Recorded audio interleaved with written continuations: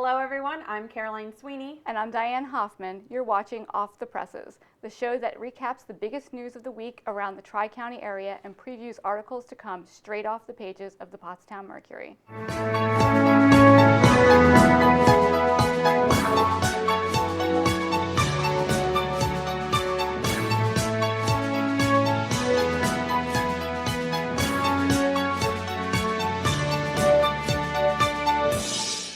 Voting is set to begin for the 2014 Mercury Top Dog Contest. The contest benefits Pottstown Bark for Life, which is held Saturday, April 12th in Memorial Park.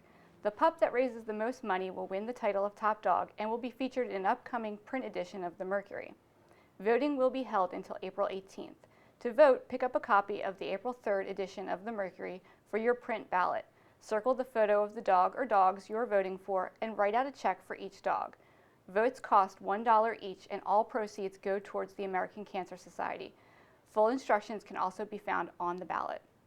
Music lovers around the Tri-County area have been able to see jazz artists from around the world during the first week of the Berks Jazz Fest. The festival, which started on March 28th, ends April 6th and hosts several simultaneous shows around the county.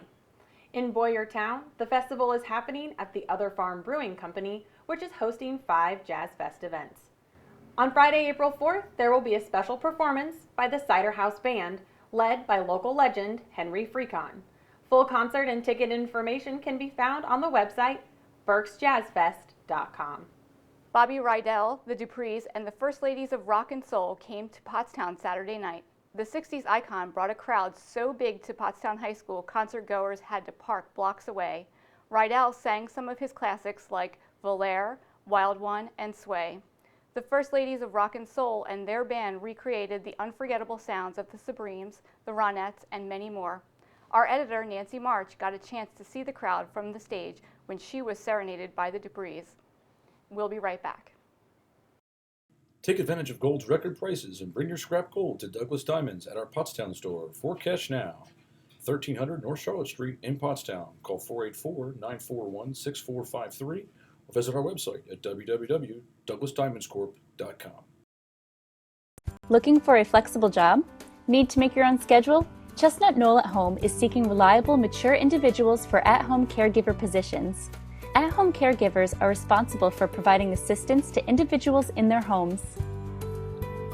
Fire companies were busy over the weekend attending to fires that destroyed several buildings in the area. 20 people were forced from their homes by a Sunday morning fire near the intersection of Church and Bridge Streets in Phoenixville. Residents were living in a multi-unit row home when the fire broke out around 6:45 a.m. The fire began on a bed, according to the Chester County Fire Marshal Harrison Holt, who added the accelerant was a smoking material, either a cigarette or a lighter. More than $500,000 worth of equipment was destroyed when a garage went up in flames at Blackwood Golf Course last Thursday. Inside the garage were 70 pieces of equipment used to keep the golf course operating, such as mowers, tractors, and gasoline. Union Township Fire Marshal Robert Erb said the fire started as an electrical fire in the roof. Thick black smoke from the fire near Douglasville could be seen in downtown Pottstown. There were no injuries reported, but the garage and its contents were a total loss. Police charged one person in connection with a fire that damaged a garage Saturday night in Pottstown. According to police, a teenager was charged after investigation showed gasoline was used as an accelerant, making the fire an alleged act of arson. Around 5 p.m., emergency responders arrived in the 200 block of North Hanover Street. Pottstown Fire Chief Richard Langle said firefighters were able to extinguish the fire in 12 minutes. During an interview with police, the teenager charged allegedly admitted to pouring gasoline on cardboard, then lighting it on fire. On Sunday, Pete Rose turned up in a place you might not expect him, a church. Rose was interviewed by the Reverend Brian Jones, pastor of Christ Church of the Valley, as a part of an event titled Second Chances. Frank Otto went to the event and has the story. 1980 World Series champ and baseball legend Pete Rose was hosted by the Movie Church in Upper Providence Sunday for an event called Second Chances. Rose was contacted by the church's leadership to come in for an interview to highlight a unit of teaching on the value of giving those who need it another shot in life. Pastor Brian Jones questioned Rose about things such as the origin of his nickname, Charlie Hustle, how Rose's father influenced him, and general life in the big leagues spanning from the 60s well into the 80s. And I believe the biggest thing I did for Philadelphia, and I didn't do this purposely, it just happened the way I played. When I got to the Phillies in '79, Mike Schmidt was the best player in the league 3 days a week, maybe 4. And after playing with me a year, he became the best player in the league 7 days a week. Because I made Mike understand that you're not going to hit a home run every day. So lead with your glove, lead with your base run, lead with your leadership. Rose spoke on his chances at the Hall of Fame and the game's issues with steroids in the generations that followed him. Everybody in this audience hopefully won't have the problems that I had, but we have different problems. And if they come to the forefront, get them out there as quickly as you possibly can. Because the faster you get them out there, the faster the healing process starts. Following the last service on Sunday, Rose hopped a private flight to Cincinnati. Residents will see more lane closures as well as stop-and-go traffic for several days on Route 422, while beams are being added to area bridges. One lane of eastbound traffic will be closed on Saturday from 5 a.m. until 1 p.m. between the Route 724 exit and the Saratoga interchange, while beams are added to the bridge at Arm & Hammer Boulevard. Drivers will also experience intermittent 15-minute traffic stoppages between 6 a.m. and 10 a.m. that day. On April 7th through the 11th, and again on April 14th through the 18th, the lane will be closed from 9 a.m. until 2 p.m. at the same location. Off the Presses will be back after this break. Opportunity awaits you at our expanding personal care retirement community. Part-time openings for all shifts. Join our growing team providing quality care in our brand new facility. Apply today at Keystone Villa at Douglasville. Coventry Little League is stepping up to the plate to help the North Coventry Food Pantry Saturday. The Pantry Collection Day will coincide with Coventry Little League's opening day festivities and games on Saturday, April 5th at the Wampler Complex. The food collection will run from 9 a.m. to 2 p.m. The pantry is in need of canned fruit, jelly, juice boxes, and toothpaste. Not only is baseball a sign of the season's changing, early spring flowers are popping up, which means it's time to start thinking about planting those annuals. A harsh winter has taken its toll, but the arrival of spring and April showers is finally allowing gardeners to get back into the soil. Jeff Schwartz of Somerset Nursery in West Vincent said some local gardeners had to clear their lawns of snow and down branches before they could start planting. Gardeners will also want to be on the lookout for splits in trees they want to save. For residents who plant a vegetable garden, the wait may be a little longer than normal this year due to the cold. Crops such as cucumbers, tomatoes, squash, and beans shouldn't be planted outside until the last frost of spring, which is usually around Mother's Day. There's a lot of news coming out of the Spring City and Phoenixville area. Frank Otto took a look at a tax abatement program and a new library coming to town.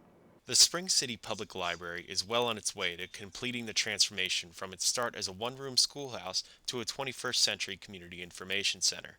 Library Director Lois Shupp describes the project. It's coming along really well. It's been a while in the works. I think it's been almost 11 years since they first came up with the idea. But we finally started building in October of this year to build the new library on Broad Street where we used to be located. Construction was scheduled to be finished in May or June, but it's progressed quickly and the new building will likely be ready at the end of the month. So we're really excited to move back and just move into our new facility, which will be a lot bigger than here and as well as the old library, so it'll be great to be there. While construction has continued, the library has operated out of a small storefront on Riverside Drive. Shupp said it's worked out, but there has been less traffic due to a lack of public computers available. Although most of the library project has been paid off, you can check the website for details on how to donate to the project. The Phoenixville Area School Board is pondering expanding a tax abatement ordinance the Borough Council unanimously approved early last month. The abatement, officially called a Local Economic Revitalization Tax Assistance Program, or LERTA for short, is designed to bring development into areas such as the ones shown here, which are on the borough list. The hope is to incentivize development by freezing tax assessments until a project comes in, then only increasing the taxes incrementally over a period not exceeding 10 years once the improvements are complete. Added to an already existing LERTA list is Old Borough Hall, which is in a residentially zoned area. The school board is wary of approving LERTA sites in residential spots for fear of adding students but delaying tax income. A decision is expected from the school board sometime this month. If they approve the Lairda sites, they will go on for county approval before being enacted. Improve your outdoor living space. Easy as 1, 2, 3. Do it all or in steps with our expandable system. Call Mac House Contracting at 610-530-8727.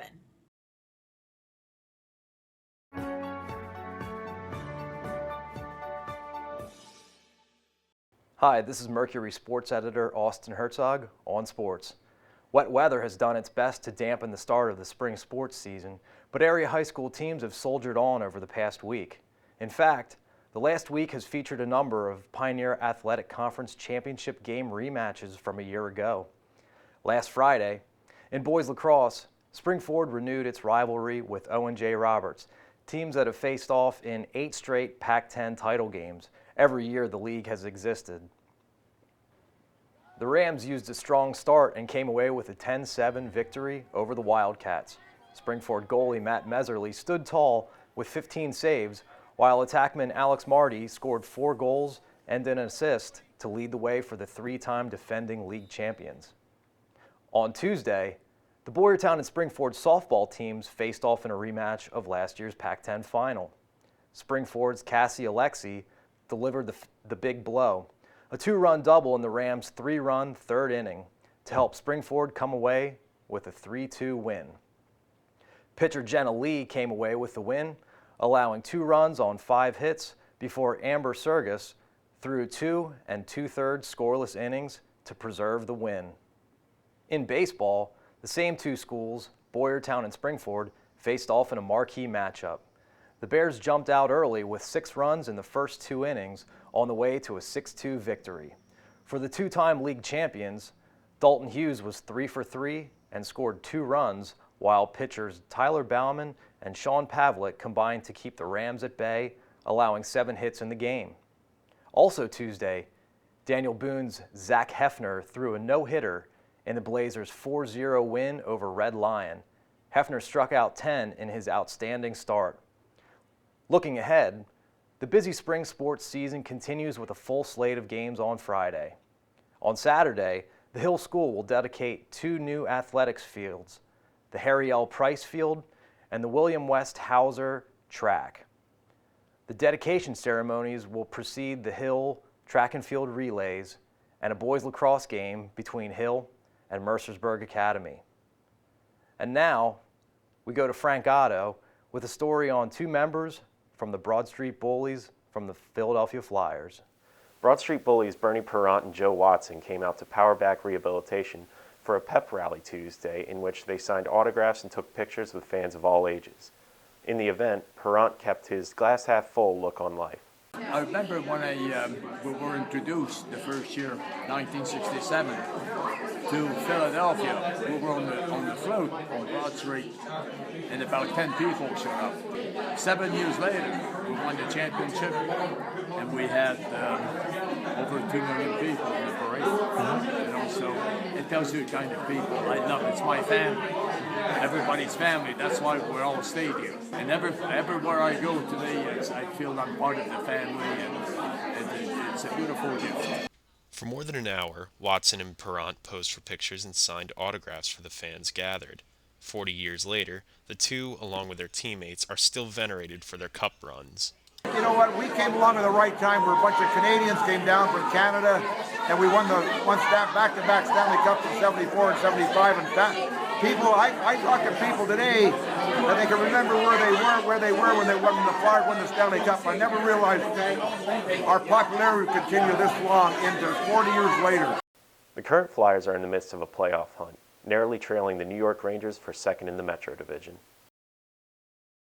Don't wait any longer. Start saving money on your heating bill when you heat your entire home, water, and more with the safe, comfortable heat of a central boiler outdoor furnace.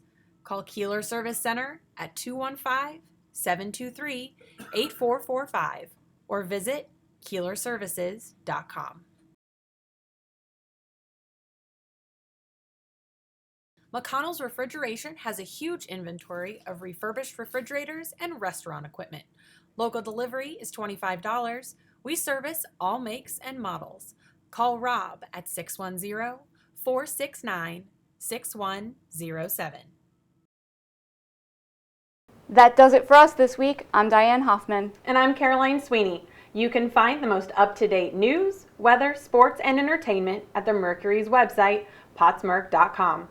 Follow us on Twitter. Our handle is MercuryX, and you can find us on Facebook. We'll be here every week with a recap of the top stories and what you can find coming up next off the presses.